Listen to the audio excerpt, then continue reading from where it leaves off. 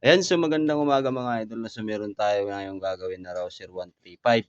So ito naman, binili ni sir ganito na. So ganito nang nangyari sa motor 'no. So nangyari pala sa motor mga idol ay nawasak ito. Ayan, kung makikita niyo, wasak yung kabilang crankcase kaya papalitan natin 'to ng kabilang crankcase. Ang problema ngayon, hindi ito umaandar 'no. So ngayon, papaandarin din natin 'to kasi akala din kasi natin talaga ay umaandar 'tong motor na 'to. Pero mabilis na lang gawan ng pump basta wala namang kulang, kumpleto naman lahat 'yan. May CDI, may regulator, may battery. So, magkakaproblema tayo nito sa battery. So 'yan, nawasak kasi yung ano niya, yung pinaka ano sa return spring 'no. Ayan oh. Kung makikita niyo 'yan, 'yan. Oh, wasak pati kabila. Ngayon ang ipapalit natin ay nandito. Ayan oh. Ayan, so lilinisin muna natin 'yan. Ayan yung mga panggilid niya. Kumpleto naman lahat ng washer, 'yan oh. Pero hindi siya umaandar. Ayan, so kinalas na nga natin yung head niya mga idol. Yun, so meron agad tayong nakitang problema, no? Madalas na problema pagka kinakalas na yung head. Ayan, so baliktad na naman yung washer. Ayan, baliktad na naman yung washer na pagkalagay. So ngayon, kakalasin natin to, hindi pa natin masasabi kung ano talaga yung mga problema pa kasi hindi pa natin siya nakalas, lalo-lalo na sa blocks, sa timing change at chain guide. So makikita natin lahat mamaya ang problema nito, kung ano talaga yung problema niya. Kasi ito naman ay naabutan natin na ganito na hindi naman ang mandar. Ngayon, magkakalas tayo, no? Kalasin natin. Ayan, baliktad, oh. So ngayon, kalasin muna natin mga idol. Papakita ko na lang sa inyo. Ayan, oh. So, baliktad ang pagkalagay. Tingnan nyo naman. Diba? Sa mga gumagawa, tumingin din muna kayo sa iba bago kayo magsalpa kasi maaaring magkakaproblema pa ang gagawin nyo kung ganito ang pagkalagay nyo, no? Ayan, baliktad, oh. Oh. Ang dapat niyan, pag ganon, paglagay. Kasi ang purpose ng umbok ng malalim na yan mga idol, para yan dun sa camshaft, para pag inikpitan mo siya, hindi siya gagalaw. Kasi pag ganito, wala, hindi siya nakaipit, di ba? So, yun na, ayusin natin to. Ayan, magtatanggal tayo ng magneto. Yan, so kalasin natin. Gamitan natin siya ng ganito. Octopus puller lang kasi yung ginagamit ko talaga pag mga ganito mga idol. Talian muna natin siya para hindi siya gumalaw. Sana kayanin. Medyo matigas.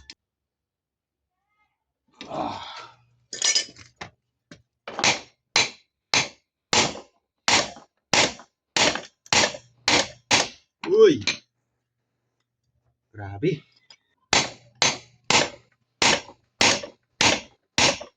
So yun nga, sira na naman yung ano natin. Octopus puller. Hindi kaya yan. Bungi na yung ano natin, magneto puller natin. Sira na. So patay. Patay tayo dyan. Tinanggal na natin yung block niya. Tapos tatanggalin din sana natin yung magneto. So ang tigas. So bibiyakin lang sana natin siya. Maiwan lang yung magneto sa kabilang side. Ang problema, pinagwi-welding yung sa shifting lever release. Ito, ayan o. Nilagyan ng tunilyo, naka-fix. Paano natin matatanggal to? Ayan. Tapos dito naka-welding. Ayan. Tapos pati itong sa sprocket niya, naka-welding din. Ayan. Ang husay talaga ng gumawa nito, no? Matalino yung gumawa nito, mekaniko.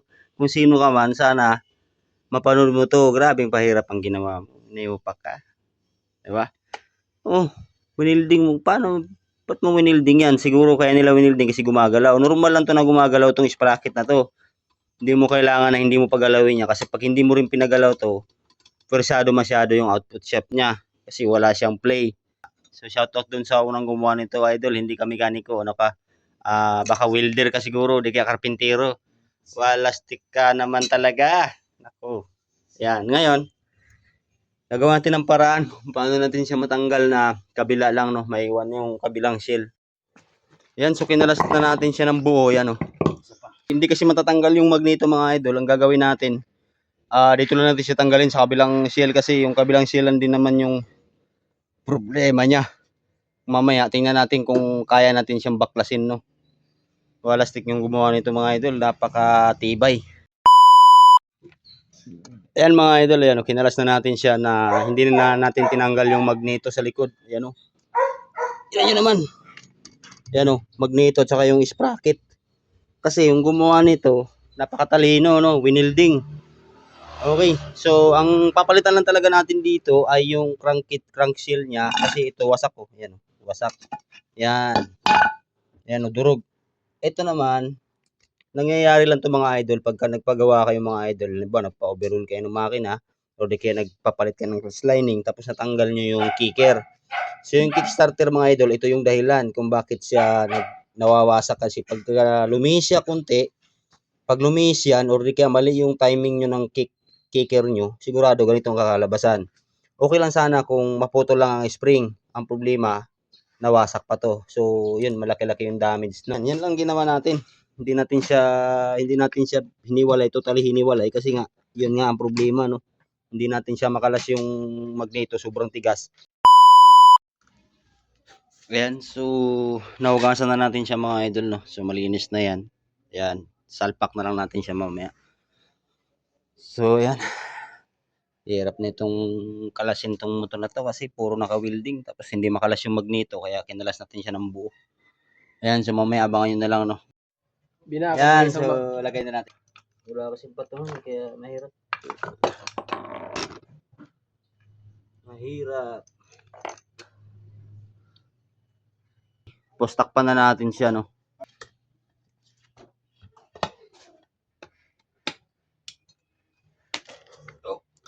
Yeah.